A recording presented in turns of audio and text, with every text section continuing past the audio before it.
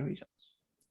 Yeah, so let me see what I want to say about, one of the interesting things about the situation in Australia and the lockdowns is I feel like it's exacerbated a lot of people's pre-existing mental illness and neuroticism.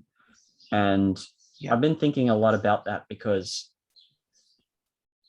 the evidence for it is that people, like even close friends, and I know it has nothing to do with me, they'll flake a lot more. And it's because, they'll tell me they're like just not feeling great or whatever. Mm-hmm. There's a lot of like discordance and disintegration in people's behavior. And I was thinking about that in relation to philosophy. Like, I was writing that essay about why you need philosophy, right? And obviously, I don't think philosophy is a panacea. It's not going to solve every issue that every person has. Like there are struggles that philosophy doesn't give you answers for. But I was thinking a lot about the connection between being able to mentally hold a full context of knowledge and not get lost in, you can get lost in momentary emotions or not know how to deal with them. And I thought that's one of the values of philosophy, is that if you do have a momentary emotion that is neurotic or like uncomfortable, philosophy lets you step back and assess that, taking into account the full context of your knowledge. Like, okay, here's what I feel now. It is because of this and this. This is a genuinely, let's say, unjust government policy, but it's not my fault. Whereas if you can't even step back and look at it that way, you might think, oh, it's my fault that I feel this way, or it's, I should be able to feel good. I should be able to feel, meditate and be happy. And then you double down on the pain, right? I don't know if I had a question for you there, but I just wanted your thoughts on that, because if you've got any. I'm still sort of, my thoughts are scattered, but I'm still thinking about it. That's why I brought it up. Well, I agree about the discordance and general mental health. And I think that's just because COVID restrictions interfering with the nature that we operate, the way we are social animals. I think that's part of it. You're just taking out the nature of man and hindering him. Yes. When you hinder your nature, it's going to cause issues. I agree. It could be physical health, it could be mental health, it could be many things. But I think that's really all it is. I don't think it's deeper than that. And you're right about philosophy, that it can help you think about your emotions better, or better ways to deal with them. I mean, that's what it should do. Challenging unearned guilt, right? Mm-hmm. Or challenging, just challenging your way of thinking. Don't take things for granted. I mean, philosophy does a lot to change your thinking on things.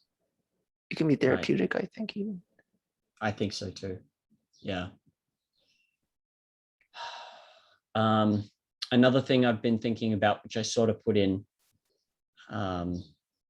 that essay, but I've been thinking a lot about these things. So the other aspect of philosophy is bringing more into the purview of thought. So you live life, it's like you live in this chaotic world. In a sense, culture gives you alternatives, like the philosophy of the culture gives you alternatives, but philosophy lets you step back even from those alternatives and consider more alternatives for what kind of person you should be. And in terms of like the kind of life someone lives, it's easy to fall into proximity and passivity, meaning the culture and the momentary emotions determine who you are. But philosophy offers you the ability to, because it improves your ability to think and expands the range about which you can think, you can bring more into conscious design. So for example, again, this is just for feedback and thoughts, not necessarily a question, but for example, I've got a friend and he is really social and great at managing friendships. And one thing I've noticed about him is he's very conscious and purposeful about it. Like he doesn't just call people on the basis of a momentary emotion. He actually has a system to manage who he's in touch with and when, and it will remind him when he hasn't spoken with someone for a month or 2 months or 3 months. And he has consciously chosen how frequently he wants to stay in touch. So he'll reach out to people on that basis. And with that, he manages like hundreds of friendships. and it works for him. He's that kind of person, and it works for him. And I notice other people, they don't do that. So what, for example, they might want to be in touch with him. They like him, let's say, but he needs to reach out to them. He is the one that is actively and consciously pursuing the relationship, and they're enjoying the benefits because they like him.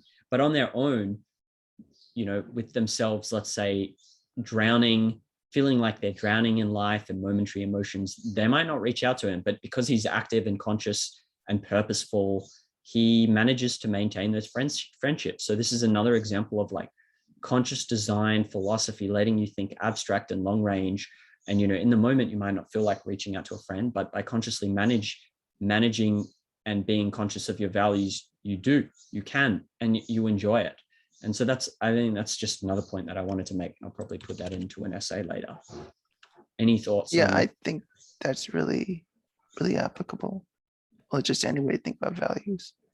And I do that too, like not as many friends, obviously, but, I mean, not obviously, but not as many people, Me neither. But of the friends I do have, I try to be very conscious about it, conscious about why I talk to them, why I like them, what I want to get out of the relationship, what I expect of the relationship, what I don't expect, things like that. I have to be very cognizant of those things. And it makes it easier for my emotions also to be understood easier. I can understand what they feel and why better when I know why I talk to them. Right. Yeah, very cool. Okay. So I'm going to have to write about that. So, and the other essay I'm going to write is why I study philosophy. So it's more of a personal one, but I'm going to explore that. It's linked to why man needs philosophy, which I need to keep expanding on. By the way, I've established one thing. This is going to sound ridiculous because it took me over an hour to figure this out. I was just getting lost in dead ends. But I figured out, okay, why is it so hard for me to concretize why philosophy is so important? So one reason is because the link between metaphysics and epistemology to daily life is too far. It's too abstractly distant. It's actually, the way you need to establish it is you first establish the relevance and importance of ethics to daily life. And then after you've done that, you then have to show that ethics, or demonstrate that ethics depends on metaphysics and epistemology. And that's how you establish why man needs philosophy. Am I right in that lead? Yes. I feel like I read about that somewhere, that you should start ethics, should start there, or aesthetics. It depends sometimes, but either one. Okay, that makes sense. It took me so long to figure that out while I was getting stuck. And I realized, I think, okay, so start with aesthetics and ethics, which is still actually pretty hard. And then after you've done that, you then have to go, it's almost like a separate essay to demonstrate the dependence of ethics and aesthetics on metaphysics and epistemology. But okay, cool. I got a lead there. I think that's right, though, because it's more a connection to starting out where you think about anything. Yeah. Like you start thinking at all in terms of how you live your life. You don't wake up one morning when you're 6 years old and ask, why do things exist? I mean, that's too abstract. It doesn't follow the way you actually learn about these things. Totally. Okay. All right. I got another question, or semi-question. These are not that well thought out. So they're like semi-questions in that there's no clear question. So if you're confused, don't worry, we'll move on because I haven't ordered my thoughts enough yet. But okay, this sort of relates to dealing with what I call heraclitions. You know how I really liked how Leonard described this heraclician universe applies often in the realm of psychology when you're dealing with people. And there's this guy who ran a global hedge fund, a global macro hedge fund. His name's Hugh Hendry, and he quit because he says macro doesn't make any sense at all. I don't know what the hell's going on. And really what he's saying is that so much of the way the economy and the markets function depends on individual psychologies. And so I think this often applies when people speak about other people's behavior and they say it doesn't make sense. And so the question is really about how you, like, you know, when you're dealing with non-animate material things, it is true that it almost seems easier to think about them because they're not heraclician. Like they seem to have a consistent nature that means that under the law of cause and effect, under the same circumstance, they behave the same way because of the nature of the entity. But when you're dealing with humans, at least on appearance, it seems different, because it's like a person can act this way and that way. They can say something and then not do that something. They can do something and then say they don't, like, it's in that sense, it's much more schizophrenic. And what I was thinking about is that humans do have a nature, though, and that is part of their nature. So I wonder, like, what insight you can get in terms of like having a framework for thinking about this nature that man can have, and that he can be split, and that he can lack integrity, and that you can, you might not excuse a behavior, but you can explain a behavior. And then so you don't end up saying it doesn't make sense. It actually does make sense. It's just that people, the parameters within which they can behave are like quite wide, and we need to encompass that width. So I don't know if you've got thoughts on, dealing with heraclitions in general, or what appears like a heraclician nature that humans have. I do think it's true. People will think like a heraclician, that they will say that nothing makes sense and suggest that you can't operate on principle. That is not possible. But I think people still operate by some means of thinking, some method, even if it's a bad one, even if it's strange. Usually it's a method of seeking something. I think all people seek something just by nature of living. You're going to seek something. And there's always a nature of people put forth some particular way of doing it. I mean, you could predict it in a way that to seek something in particular, people tend to do a certain type of action. I usually think of it in those terms. Like if somebody isn't altruistic, that implies certain ways of acting just by nature being that way, even if they don't recognize it in themselves. Or you could look at it like, anyone operates by some method of thinking, even if there's some way of thinking. So whatever the inputs are that they perceive, notice, observe, will determine which actions they choose, because people mean to do what they do. That's basically what I would come to say, is just that people mean to do what they do. So all you have to do is discover for what reason they meant to do something. I think that's usually what it is. And that will be something that makes sense. And maybe in aggregate, you can figure out what do people tend to want? What do many people want? I think that's really the only way to do it. You have to go by what they seek. And then you could find something underneath that unites their actions.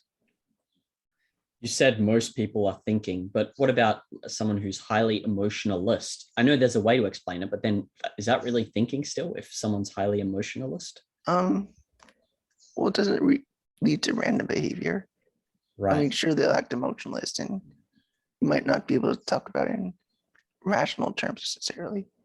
But you can talk about it in terms of these certain emotions produce this certain feeling, and those people respond in this way to that feeling because it's their way of reducing the feeling or fixing the feeling or addressing it, something like that. I'm just saying that they're not random behaviors, that there is a way to understand it if you try to limit it to like, what do they seek? I mean, I think every person, just by trying to be alive, seeks values. I think that's always the case. Whether they're proper is a different story, but just by virtue of wanting to be alive, people seek values. Right. That's my basis for saying that. Yeah, okay.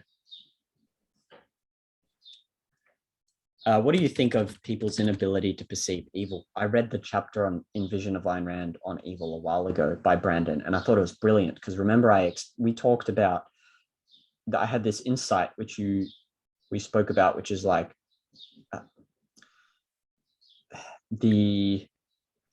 it's not that it's some metaphysically what did we say? It's like it's a metaphysical evil, meaning you can't get under it, but you can actually get under it. And to get underneath it is to explain that it's the inability to perceive values through evasion and that kind of thing. And it seems to me like most people, given that definition of evil, it's not some great big monster. It's a mode of thinking that results in certain consequences and actions. Most people don't seem to be able to perceive it then, right? Would you agree with that? Like, because most people would just like, where is evil? They might just say Hitler, but that it can't just be that Hitler's the only evil person on earth. Like, evil is more tricky than that to perceive. And so I feel like, would you agree that most people are actually not, because they haven't conceptualized it properly, they actually can't conceive of what it is, and they're not able to identify it? They'll struggle with talking about what it is. They'll be able to see it, but they won't be able to explain it. So they'll miss a lot of cases of it, or they might call things evil, which shouldn't be. I think it's just means like a difficulty in identifying it. You might get it right sometimes. You'll see it sometimes, but you can miss it other times. It's not a complete inability. People see some impact in their life with different actions, but that's very limited. You say a bad thing happens, like, well, people have that sense of evil, like, is something bad. People can say that, but it's like, they'll also know that not all bad things are just evil happenings. So, but they'll get stuck there. Like, if you don't have any principle to judge evil, or if you don't have a way to explain evil, then you're guessing sometimes. You're always a bit uncertain, because otherwise it's just, there's no basis behind it. Yeah. Just intuition. Yeah, I agree. I think it's a big topic that most people haven't thought through, because just based projecting from my own experience, like, it's difficult, but to conceptualize evil as being rooted in a process of evasion is completely revolutionary to me. Like, that completely changes your perspective on what it is. Yeah. By the way, you know that, I don't know if you remember, but I asked you this question. Brandon was saying, like, the man who says, "Who am I to know?" is worse than the man who's openly at war with reality. Remember we discussed that? Yes. Based on the Nietzsche's aphorism, I actually realized what the standard was. I don't know if you saw me post about it. I'll remember if you mention it. Yeah, I'll tell you. So remember that quote, the aphorism we discussed about the man who despises himself. Yes. What was it? The man who despises himself respects himself as one who despises. Yeah. And so I thought, hang on a second. The man who is at war with reality is at war with reality, but he respects himself in so much that he's responsible for making a decision and making a choice. But the man who throws up his hands and says, "Who am I to know?" is at war even with that aspect of reality, the decision to make a choice and have responsibility for making a choice. That's how I think of it. I got that from Nietzsche. Yeah. That's pretty cool. Yeah. So that's just he's very insightful about psychology. That's really his main value to me. Psychology and ethics and thinking, the way people think about ethics. That's his biggest value to me. All right, I got some fun questions. There's actually multiple, so actually pick whatever you want. It's out of these. Talk about biology, since that's more recent, or at least I've been thinking about that a lot recently because of the books on animals by Aristotle. Been reading a lot of those and observing a lot of birds outside. It affects my thinking in terms of, well, this is more zoology and anatomy and basic stuff. I don't like microbiology or things like that, but just like ecology, zoology, things like that. Yeah. And understanding that seems to affect my way of thinking about life, as in like the concept of life. What does it mean for something to be alive? I take a closer look at their activities, the activities they need to do. Sometimes I watch like a fledgling bird act a certain way, which makes me think about ways that animal needs to develop, say, or the way squirrels sometimes figure out ways to get to a bird feeder. Like, what way does that say something about the nature of which squirrels behave, or other life behaves, or watching a plant, growing a plant watching bees pollinate flowers, seeing a plant die, seeing a butterfly appear out of a cocoon. It makes me think about in more definite ways what it means for life to happen and be a process. So you can see that there's stages which a caterpillar develops. There's a certain process it necessarily follows, that if it doesn't follow that process, it doesn't survive. Or that there's a particular nature, but all caterpillars lead to butterflies. I mean, that in a way that caterpillars exist for the sake of butterflies. It's not like there's like two separate things, like they live towards some end, like that butterfly coming out. So it gets me to think about also what teleology means and what it means for something to occur by nature. It's just all of those sort of things. It adds material to think about for what it means to be alive, even as a human, rather than just this abstract thing. You're watching it, you can observe it, you see it in other animals. Right. So you get concrete and material from which to theorize, like material that you've seen firsthand. Directly observe what it is I'm talking about when I say life. What do I mean? I can have many concretes in mind, and I have many examples of their behavior. Just building on that, even just reading about evolution, say, that can tell me a lot about the way that life seeks goals and the importance of values, or even the importance of a alternative between life and death. Why there can't be an alternative, something, a third option, things like that. That there's a reason that animals act the way or appear the way they do, which is by nature what end they try to seek. And you can see what it means to have something by nature, like it's part of what fulfills what you are. It's not just a matter of fitting a mold, but to be fulfilled. There's a nature, everything fulfills a role. Right. Same with our reason. If I can justify why does the heart exist? Well, why does reason exist? You can answer it in similar ways. Right.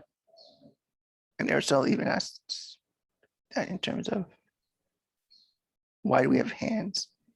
I showed you this quote once, but Anaxagoras said that because we have hands, that makes us intelligent. But I also argue the opposite, that our hands, we have hands because it's necessary from reason. Like by be reasoning animals, that hands are necessary, that it fulfills the nature of reason. That's just, there's a sake for which the parts exist. It's not, their abilities don't exist for the parts. Their parts exist for your abilities.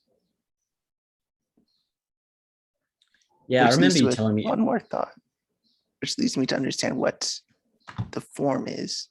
See, the form of an animal is like, why does it take this form?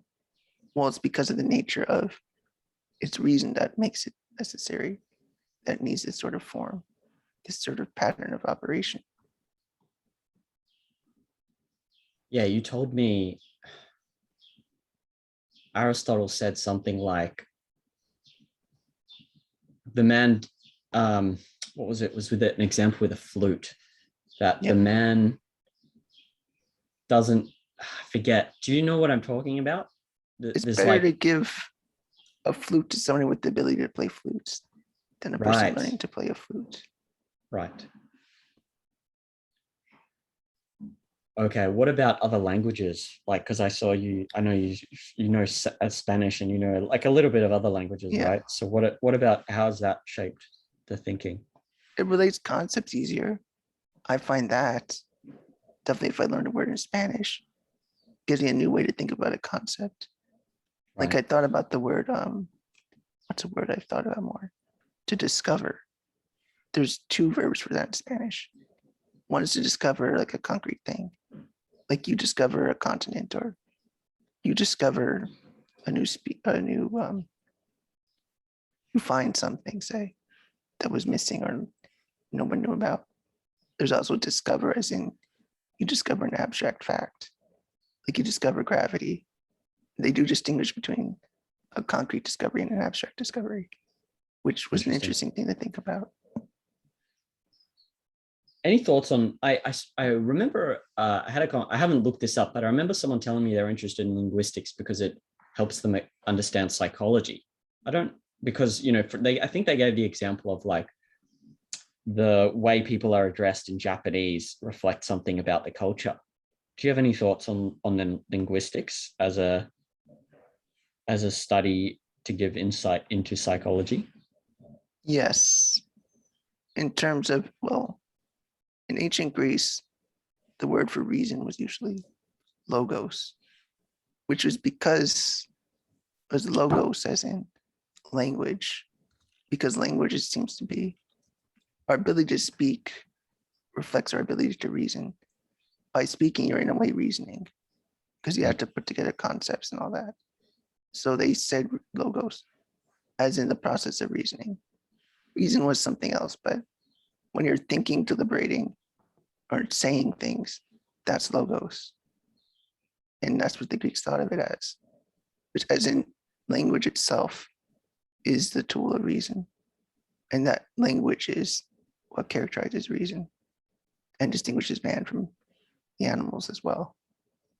And that's a lot of what's, even the way of thinking at all can revolve around language in quite a direct way. So to understand language is to understand philosophy or psychology. It's just specific to the nature of language itself, rather than say the brain or the mind, rather the form of language itself. Yeah, I guess you just need to differentiate between, if you're studying linguistics, what are chance developments and what are actually reflective of some deep thought process, right? Because I don't know if every single aspect of language is like a reflection on the psychology of the culture. Right, it's not. And people have studied that. It's not. Sometimes it's a reflection of it. Some people also used to think that your language determines what you think, which isn't quite true, not in a strong sense, but sort of like if you use a concept a lot, it's unique in the language, that'll affect your thinking, but doesn't determine what thoughts you're capable of having. Like your language doesn't limit your thinking as much as it sets a context for your thinking, or it's a manner of thinking. Yeah, I hear that a lot, that language limits. Once you put in something in word, it limits I don't know if this is exactly what people are getting at when they say it, but it limits your ability to communicate because you can't, I think it relates to this Quine paper that they say, oh, well, I can't, how can I convey this experience? Once I put it in words, there's a loss. It's like a compression process and I've lost what I want to communicate. But I'm not sure I really agree with that. Yeah, I don't agree with it either. And I could even give arguments in psychology besides just philosophy, why that would be wrong. Why? Tell me. Thinking. Partly in terms of the way that language actually expands your communication, doesn't limit what you're trying to say. It doesn't by nature constrain what you're saying. It just gives you a form in which to say something. It might constrain how many words you can say it in, or rather it might determine what number of words you need to say it in. It doesn't prevent you from doing those things. It doesn't prevent communication. I mean, by nature being concepts that they can, how do I put this? It's just the way their concepts are built. So since concepts are built of a lot of information, I don't see how the concepts, how using them would limit what you say. It only makes a limit in terms of the way, how many words you need to use. I suppose it's more applicable to people who are functioning closer to a parrot epistemology, because everything then is by association and connotation, versus if you're your method of conceptualization is objective, you're able to get at the same references. And I mean, there's tons of evidence as well, right? Like, why is it that everyone loves like so many people like Victor Hugo and can empathize with the experience of characters? If all these deep emotions were incommunicable, why would you even have literature? So Right. there's a book called Metaphors We Live By, and he talks, I haven't read it, but I know he talks about things like the way I don't know the case he makes. Like, I don't, hold me to this, but I think it's something like, yeah, the words we use and the metaphors we use to communicate do affect our thinking. So I think he gives the example of, like, in an argument, all the language around argumentation is very confrontational. For example, he shut down my argument. He shut me down. He did whatever else. I don't know. There's others as well. It's very warlike. And he says that actually frames the discussion. Which there's something to that though, right? Like, it's not empty. Like, definitely, if all the language by connotation and association around argumentation in your mind has all these warlike terms, that surely has some impact. Like, it draws on memories and subconscious material that might be more antagonistic than otherwise would be the case. Yeah, I think it does reflect something. Like, I don't think metaphors are either just fanciness or anything empty. They're always for a reason. They don't just exist. That it does reflect something about psychology and thinking and the way we visualize things. Right. An example of a good reframe on a metaphor is devil's advocate to angel's advocate, which I think I mentioned to you, because if you think about it, no one ever helps the devil by helping someone critically rethink their position. So therefore you're an angel's advocate. Yeah. That's a cool reframe, but I don't know. Yeah, I think, anyway, I'm interested in that. That's a very interesting linguistics metaphors and how that shapes how you come to the discussion. But I don't know how, I don't know how deep I want to get into that now. So, okay.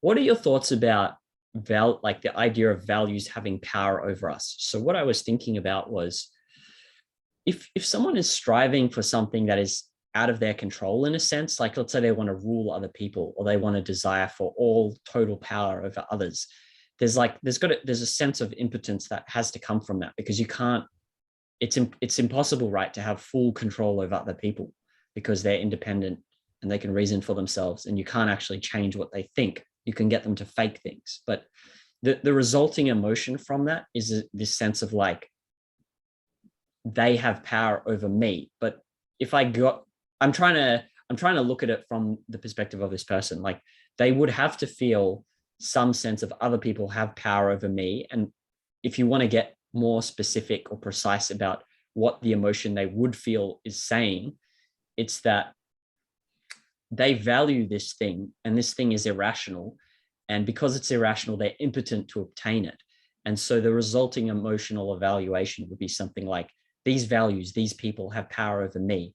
So I mean, that's one example, is of a person wanting to rule others or, like, have control over other people.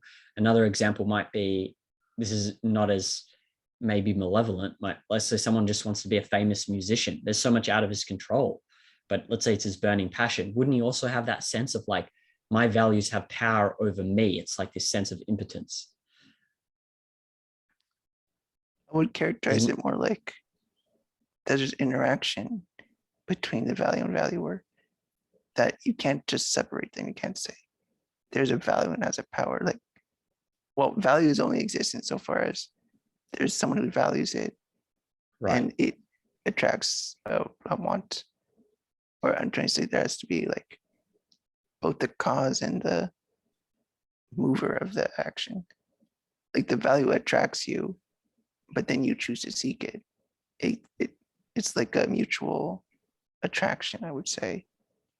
That's what's necessary for a value to exist.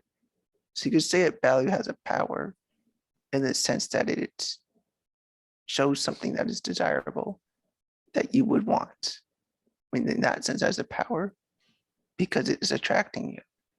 Like, it's literally causing something to happen. But then you also cause it in maybe you're the efficient cause of it, as in You're the one who initiates the action towards it. Like you still have to have the power to act towards it. It doesn't have a power to the extent you don't act. It only has power to the extent you do act too. That there's a mutual attraction, that you're attracted by it and you act and you choose to act towards it. You're affected by and you affect yourself to lead to yourself to having attaining that value. So in that sense, a value has a power, but it doesn't have a power in itself. The existence of money does not compel you because you need that mutual interaction. Sort of like to see something, there has to be something seen. Like you can't, perception can't operate without an object. There's always the object seen that's receiving the perception and the thing that is perceiving, or rather the perceived and the perceiver. There needs to be both, otherwise there's no perception. In the same way that the value has to have both the value and the valuer. Yeah, okay, that makes sense. I'm trying to reconstruct different mental states and then empathize with them. Okay, so for example, so actually, let me say this. So then, okay, what I got from you saying is actually the ultimate power lies with the valuer. The value has a power, but the ultimate power is with the valuer, since the valuer is the one deciding whether or not he pursues a certain value, or what he even does with it in the first place, right? Like how he deals with that value. So the valuer has the ultimate power in a sense. But then take this dictator, or take Hitler, or take this person who wants to be a famous musician. The experience that they would have then, because so much is out of their control, like with the dictator, he can't actually force, he can use physical force, but he wants total force. He wants complete obedience, and not just feigned obedience. He wants people to actually love him and obey him, and because they think it's good. And that's impossible, right? He's not going to be able to obtain that. And the musician wants, maybe he loves his music, but no one recognizes it. So he's going to have this feeling of frustration, like, am I going to live my whole life as this musician who's unrecognized? Like, it's out of my control. And so the emotion, reconstructing the emotion they would feel then, okay, maybe it's not my values have power over me, but it would be a collision between I want this and I have no control and ability to obtain it. Maybe it would be something like that. And the resulting emotion is a sense of, I don't know if you call it impotence or what, but inability to deal with reality. I don't know. Yeah, collision or interference or barrier between value and valuer. Like that you can't connect the two. Normally you should be able to connect the value and valuer. Like, oh, you want a new car, you get more money. I mean, there's a way to connect it. Whether or not you should is a different question, but it's at least the power is in you to initiate it, but the car itself also has a power in the sense that there's an appeal to it. There's something about it that's desirable. Yeah, okay. So then the person who is in this position, let's go with the dictator. It's probably easier than the musician. Yeah. He's in this fluctuating heraclician state where he'll have moments of pleasure where he feels like he's seeing some evidence of being able to rule people, like someone bows to him, but then he'll notice like a certain look, and then he'll fluctuate again to anxiety and the feeling that he has no control over reality. And so that would be his mental state, right? It's this fluctuation between impotence and small moments of pleasure where he feels like he's able to attain his value of power. Do you think that's an accurate reconstruction of his mental state? I think that's happened to some dictators. I mean, some are actually seem stable. I think Hitler's a good example of somebody who towards the end was very unstable, mentally and very anxious prone. Yeah. Very anxiety prone. I mean, I don't know about others, but that was the case for Hitler. I think Stalin was different. Stalin was more stable, I think. But then he had, of course, but you're right in saying that there's going to be some psychological thing that's going to manifest this frustration. And because in reality, it's impossible for them to get the way they want. There's bound to be some psychological response. It's just a matter of what is their response. That's the question, but there will be something.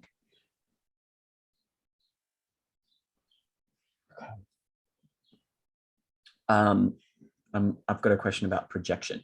So psychological projection, my understanding of it, it's a concept from psychology, and the idea is that because we can't directly experience other people's emotions, thoughts, and experiences, we have to make inferences. And what do we do to make an inference? Well, we have to draw on pre-existing knowledge we have. Where do we get the most knowledge? We get it from ourselves and our own experience and our own feelings, right? So we make inferences about people based on our own experiences, feelings, thoughts. Do you think that if someone, so that's how we try and infer, we're constantly making these kind of statistical, I don't know if statistical, but we're making these inferences about other people's states.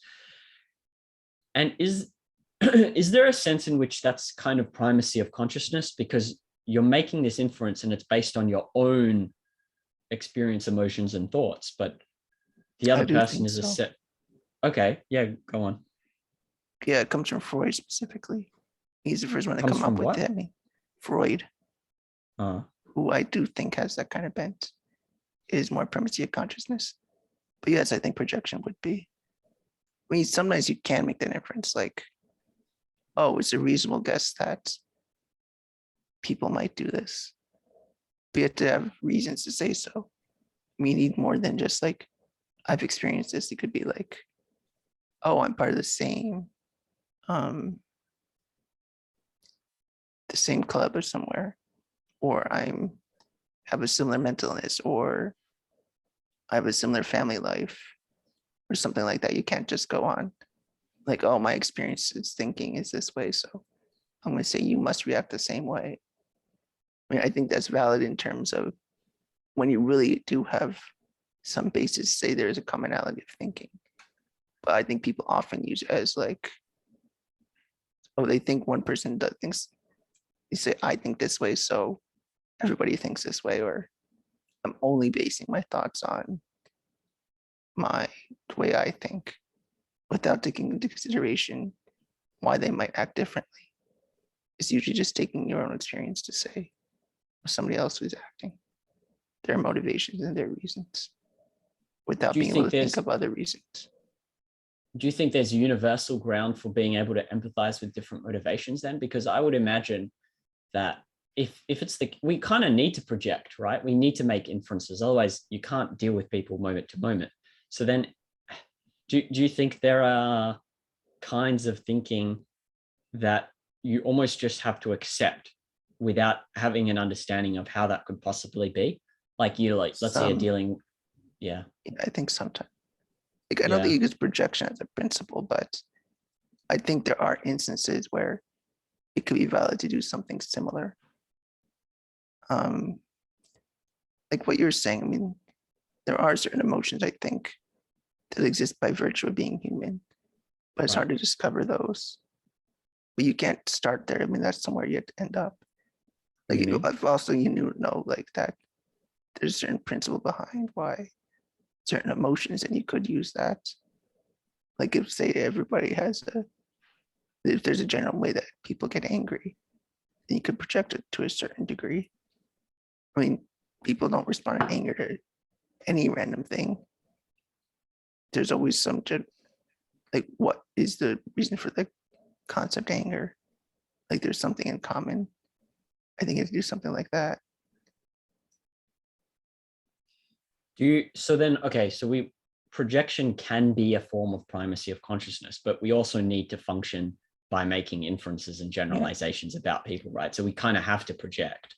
So then what is it that distinguishes a projection that is primacy of consciousness and one that is objective? I guess it depends which way you're using the word. It depends. Are you trying to use it in Freud's sense, or are you just trying to use it in the sense of taking your psychological experience and saying that's projecting onto someone else? I think the second one's fine sometimes. It could be primacy of consciousness as long as, but it isn't if you're careful about trying to say why they would have a similar experience, or why they would have why you are ruling things out. Or, I mean, the issue with projection sometimes is that sometimes you make assumptions like, oh, somebody might say that somebody cheats on their partner because they don't like their partner anymore. Well, that's not necessarily true. mean, maybe for some people, or others might say that, I'm trying to think of other examples of related things. Well, some people might lie about something. Well, actually don't have any good examples yet. I can't think of any right now.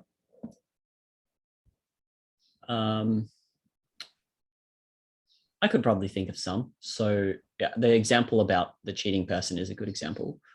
Another example I can think of is if someone ignores you and they avoid speaking to you, you can assume that or the only time you've done that to people is when you don't like them, and you can assume that's how they feel, but that's projection. That's not true. They could just be avoiding conflict because they're scared of conflict. I don't know. There could be tons of reasons apart from the one that you've done something wrong, because maybe that's how you treat people. When you don't like someone, you avoid them, but in other cases you confront them. So that would be an example of projection, right? Based on your own experiences, you're assuming. Yeah, that's another example. Yeah. Yeah. But then, okay, so we need to make inferences, but they can be primacy of consciousness. Would you say that it's primacy of consciousness when you make the assumption and you don't treat it as a challengeable premise, meaning you act on it with full certainty, versus someone who projects but acknowledges that it's a projection and therefore liable or possibly false because you don't ultimately know, you're just inferring? That would not be primacy of consciousness? Is that what would distinguish the kinds of projections that I think one so. would make you? Yeah, okay. Yeah, I mean, I wouldn't use the word projection. Just personally, I just wouldn't use a word. I just say inference anyway. But yeah, okay. I mean, the thing that would distinguish it between primacy of consciousness or not is if you think you could challenge the premise, or that there could be more evidence that would change things, or you acknowledge that there could be other reasons. If you say this is the reason because this is the way I think, then that's almost directly primacy of consciousness. Like, oh, why would somebody do anything else other than the way my mind works? And that's almost like denying that there's other ways of thinking. Like it's denying that there's anything but your consciousness, or that consciousness is of primary importance. Yeah, okay. All right. The root of this then would be self-awareness, in that I don't know if anyone reasons on that level, like, oh, this is how I think, therefore that's how they think. I think there are emotional generalizations and you project or infer based on those. And if you're aware of that, then you're out of primacy of consciousness. If you're not aware that that's how you function and reality doesn't function that way, then you're primacy of consciousness. That sounds right. Cool. Let me wrap it up.